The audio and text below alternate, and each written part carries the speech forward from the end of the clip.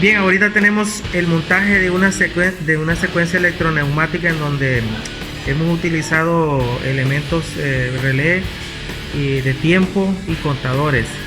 Esto lo tenemos montado en este entrenador de manera didáctica. En la industria no vamos a encontrar esta especie de situaciones, por lo tanto por eso vemos un montón de cable por todos lados. Entonces acá tenemos los dos actuadores.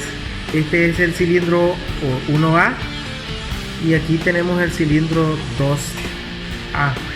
Entonces sus finales de carrera, cada uno tiene sus detectores de posición, cada uno tiene una electroválvula, podemos observar la otra electroválvula, y acá sus paro de emergencia, pulsador de encendido, pulsador de paro. Aquí tenemos los paneles de los relays de las bobinas. Aquí tenemos, este es el timer, se utilizó un timer on delay y se utilizó un contador. ¿Cómo funciona esto? El cilindro 1A sale, después a continuación sale el cilindro 2A, 8 segundos después, o sea, salen los dos y los dos están afuera 8 segundos. Después de 8 segundos inicia su retorno en el mismo orden de salida, o sea, primero retorna el cilindro 1 y después retorna el cilindro 2. Este ciclo se va a estar repitiendo hasta llegar a contabilizar 8 ciclos. Cuando termina de contabilizar 8 ciclos se va a apagar. Pulsemos encendido. Entonces ahí vemos que ha iniciado el primer proceso. El timer está contabilizando el tiempo y el contador pues va a hacer el conteo del primer ciclo.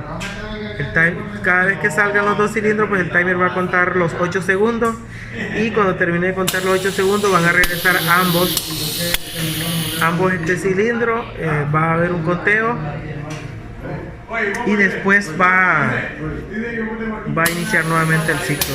Ahorita van 3 ciclos repetidos y después vamos a esperar que se den los 8 ciclos para ver si el contador hace su trabajo de conteo. Vamos a dejar por acá la cámara para que se esté viendo el accionar de los cilindros, el del timer y en este caso del contador también.